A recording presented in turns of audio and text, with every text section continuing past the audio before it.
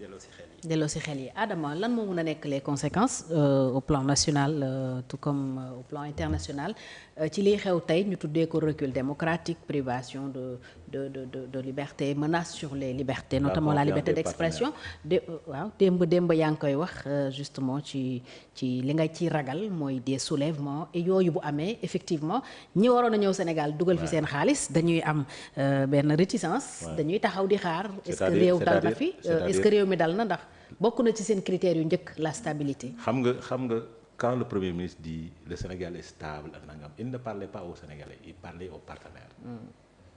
Parce que partenaires yi duñ ñëw tant qu'il y a pas cette stabilité là.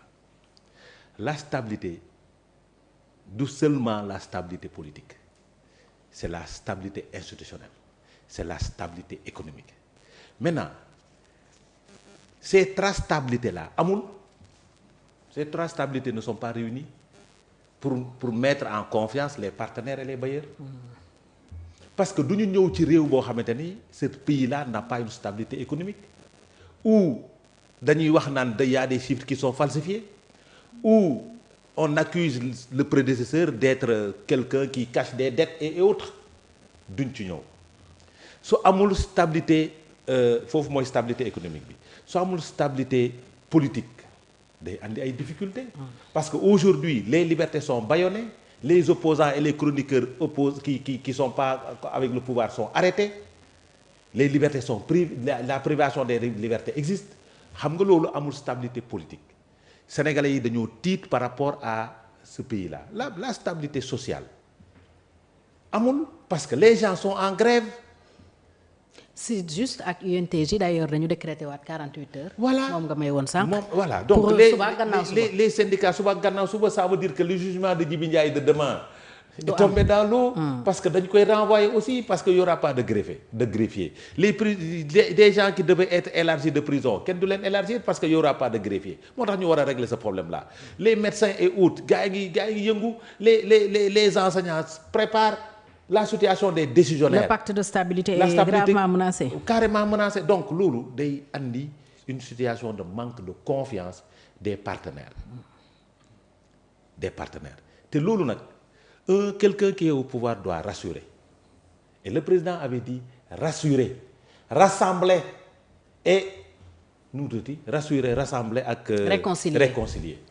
les 3 R. les 3 R la règle des 3 R. Maintenant, si aujourd'hui nous sommes dans un pays où le pouvoir ne rassure pas, ne rassemble pas son peuple, ne réconcilie pas son peuple, mais kan mooy jóge bitim réew ñu day investir ay promesses rek ngay jot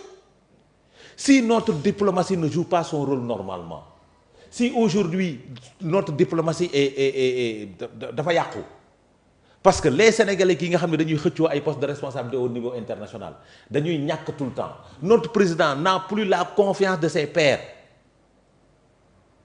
mais foofu aussi ça ne rassure pas les partenaires donc looloo tax ñu war a changer de fusil d'épaule parce que aussi c'est vrai de les critiquer par rapport à leur gestion mais c'est important aussi de leur donner des axes yoo xamante ne war nañ ci mën a jaar pour pouvoir génn ci situation bi nekk parce que l'objectif c'est leur réussite. L'objectif c'est leur réussite. mais malheureusement ñu ngi traité de tous les noms parce que nee nañ ñun moom dañuy dóor rek maintenant dañ leen di jàngal quand ñu jàngal leen il faut qu'ils acceptent de corriger leurs erreurs gis nga une communication diplomatique lu mu mënul régler la communication publique lu mu mënul régler leneen mënu ko régler wallahi il faut qu'ils reviennent vers l'orthodoxie c'est-à-dire qu'ils prennent en main la République reconnaître les erreurs parce qu'en termes diplomatiques aussi les erreurs on les corrige mais il faut avoir la personne qu'il faut à la tête de notre diplomatie mais c'est des limites moo tax il faut qu'il aille tout droit la première chose bi ñuy njëkk a def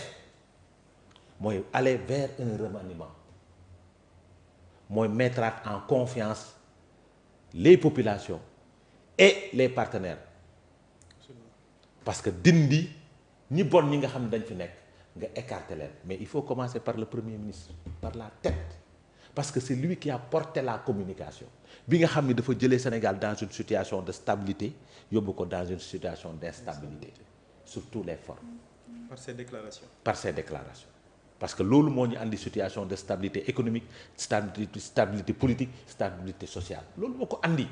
ces déclarations da nga koy sempi yóbbu fële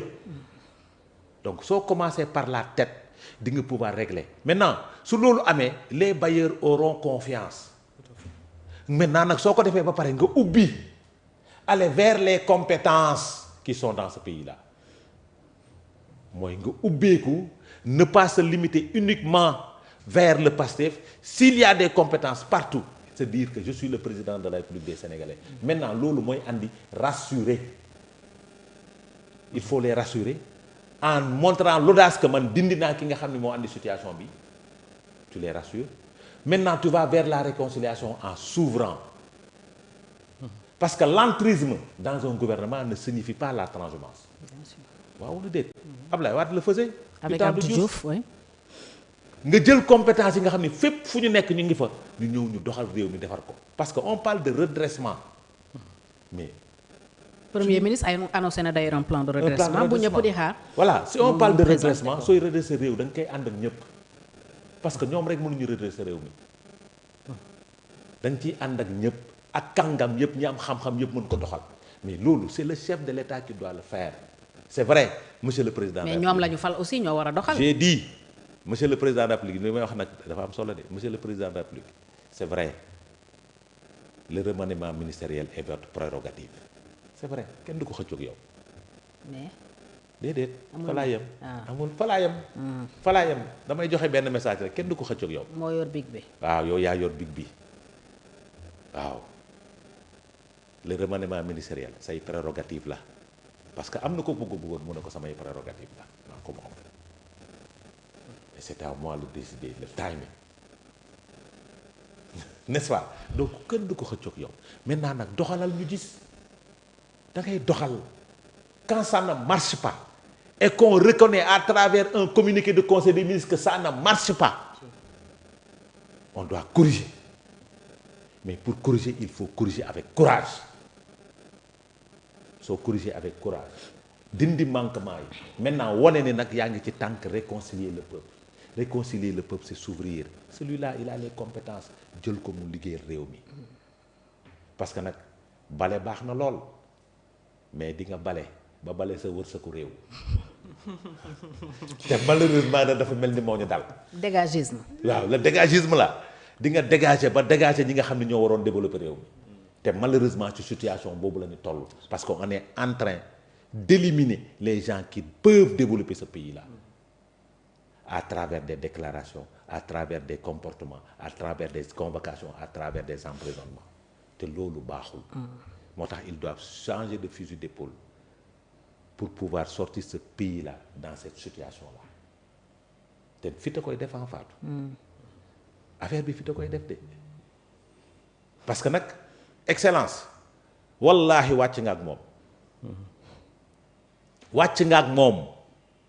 la nga ko waroon defal yëpp defal nga ko ay langage codé la yoon wàcc nga ak moom tuddee nga ko doom tuddee nga yaayam doom entre guillemets def nga ko premier ministre def nga ko un super premier ministre wàcc nga ak moom décide